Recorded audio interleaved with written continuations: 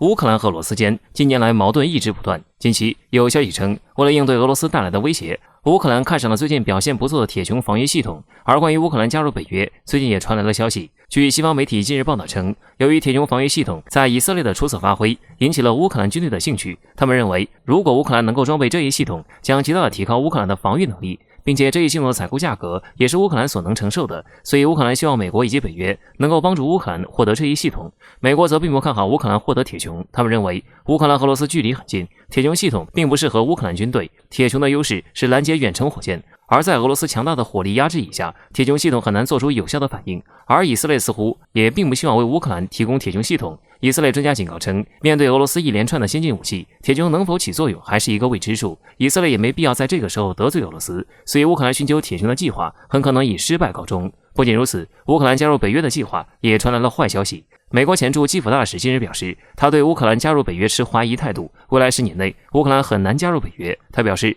如果目前美国以及北约不做出根本改变，乌克兰将永远没有机会。尽管美国一直在推动这一计划，但是欧洲的盟友们并不认可，他们认为乌克兰和俄罗斯间的敌对形势将影响到欧洲与俄罗斯间的关系，他们不希望因为乌克兰而和俄罗斯间发生冲突。要知道，乌克兰近年来不断对美国示好，甚至在本国的军队中引进北约的军事代码，购买北约的武器，都是在为加入北约做准备，可最终还是被否决。确实，乌克兰加入北约对北约各国的影响将是巨大的。乌克兰一旦加入北约，必将引起北约与俄罗斯间的冲突。俄罗斯的军事实力有多强，欧洲最清楚不过了，所以他们是绝不允许这种事情发生的。其次，乌克兰可以作为北约牵制俄罗斯的缓冲地带，说白了就是一枚棋子，这也是他们一直帮助乌克兰的根本原因。通过武装乌克兰来消耗俄罗斯的实力，又不需要承担和俄罗斯爆发战争的风险，何乐而不为呢？所以说，乌克兰加入北约的梦想终将会破灭。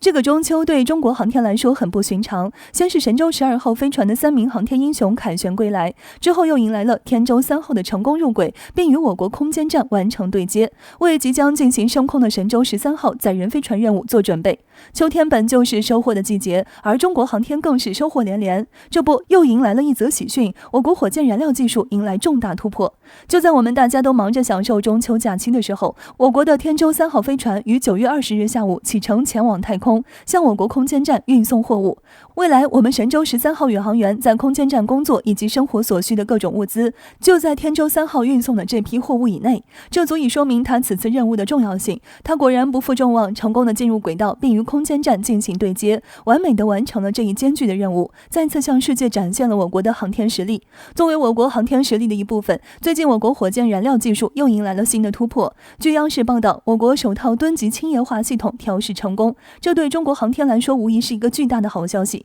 要知道，新一代的长征系统很多都是使用液氢液氧作为燃料，而这套系统的研发成功，能够极大的推进我国航天发展的进程。要知道，未来我国还将进行载人登月，继续进行火星探测以及空间站任务，再加上大量的卫星发射任务，未来我国的火箭发射将越来越密集，对于燃料的需求也是越来越大，火箭燃料的需求就成了大问题。这次氡级氢液化系统的成功研发，对我国航天而言可以说是一场及时雨，解决了我国在火箭燃料方面的燃眉之急。此前我国航天所需的液氢是依靠国外的设备生产的，这让我们一直都处于被国外卡脖子的风险。随着世界各国对太空资源的愈发重视，想要在太空竞争中占据优势，发展液氢生产技术势在必行。这次我国氡氢液化系统的成功研发，使我国彻底摆脱了对国外液氢的依赖，对我国火箭发展来说是一个新的突破。这对我国液氢火箭发动机的发展也是一个巨大的利好，填补了我国在这方面长期的空白。纵观我国航天发展的历程，在面对西方极力封锁的情况下，我们的航天人不畏艰难，攻克了很多难关。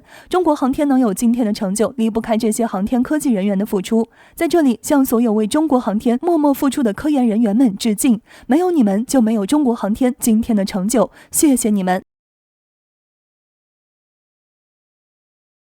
近日，法国遭遇美英背叛的事，在国际上也算是闹出了一番风风雨雨。毕竟这回法国坚决不受气，大张旗鼓的和美国对着干，不仅撤回了驻美大使，还直接公开痛骂这些人背信弃义，让盟友遭遇危机等等一系列的。不过有不少分析人士都表示，这次法国其实就是想借机脱离美国，所以才会把事情越闹越大的。先不说这事纠结的怎么样，就这2天又发生了2件令人意料之外的事情。说起来，英国和法国关系其实一直就不咋地，这回虽然抢了法国国的单子，但确实美国占据主导地位。所以，就算法国取消了法英国防部部长会议，只要没有撤回驻英大使，对英国的影响都不大。说实话，以法英的关系，两国之间的矛盾还少了吗？所以在法国遭遇这件事后，英国管住手、管住脚、管住嘴，自然什么事也不会发生。偏偏也不知道英国咋想的，就是要搞事。据媒体报道，约翰逊为了安抚盟友的心，特意口头表白了一下法国，称英国和法国是非常友好的朋友，英国对法国爱得根深蒂固，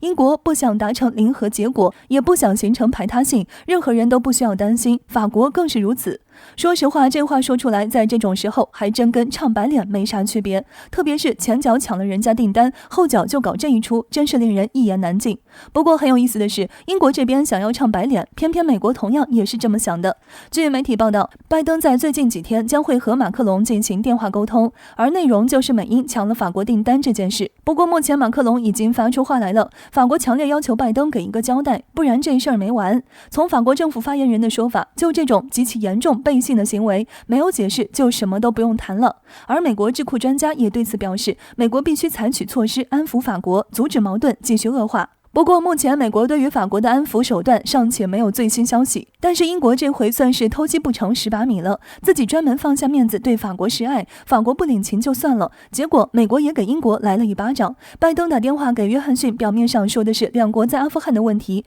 然而最后拜登却直言，美国希望有一个安全繁荣的爱尔兰，并且所有的社区都应该享有来之不易的和平以及公开发言的权利。爱尔兰和英国之间问题很多，在这里就不详细说了，反正现在就是北爱尔兰要独立，不想和英国混了呗。所以美国这话的意思很简单，那就是警告英国不要因为各种原因破坏爱尔兰的和平和繁荣。而从另外一个角度上说，美国其实也是在借着这话告诉英国有些事不能做。而与此同时，拜登还直接淡化了英国想要和美国达成自贸协定的前景。不得不说，英国这回还真是竹篮打水一场空。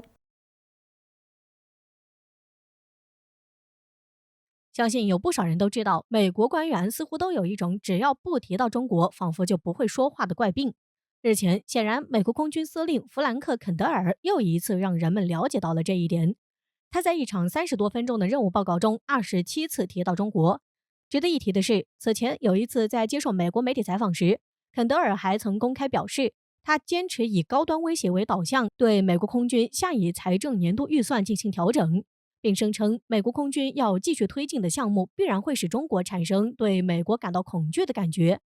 但是这些项目都需要国会为此打钱。据了解，现在美国空军仅有21架 B-2 隐形轰炸机，按照此前的计划，未来将购买100架 B-21 替代现役的 B-2 和 B-1B 轰炸机，而肯德尔主张购买145架 B-21。假如他的愿望实现，未来美国空军隐形轰炸机的总数将扩大到近7倍，对中国的威慑作用不言而喻。很明显，肯德尔认为 B-21 是对中国的一个重要威胁，所以美国空军把赌注压在 B-21 轰炸机上。按照美国的设想，这样的轰炸机将在几年后成为中国面临的一个现实威胁。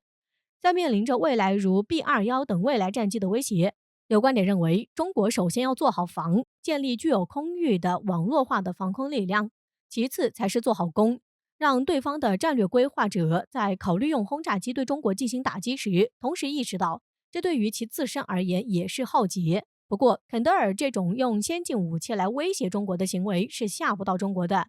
在这一点上，中方发言人直接回应说，建议他去问一下中国空军是否同意他的威胁。对此，中国空军发言人直接回应称，中国空军一贯继承和发扬一不怕苦，二不怕死的血性胆魄，必将坚决捍卫国家空天安全。虽然肯德尔表示要让中国恐惧，但是他的所作所为反而让外界明白了中国能让美国空军司令有多恐惧。毫无疑问，肯德尔害怕中国超过美国，威胁美国世界第一的地位和威胁美国霸权，所以他把中国看成是眼中钉、肉中刺。当下给中国制造麻烦、使绊子，成为许多美国官员的任务，包括肯德尔。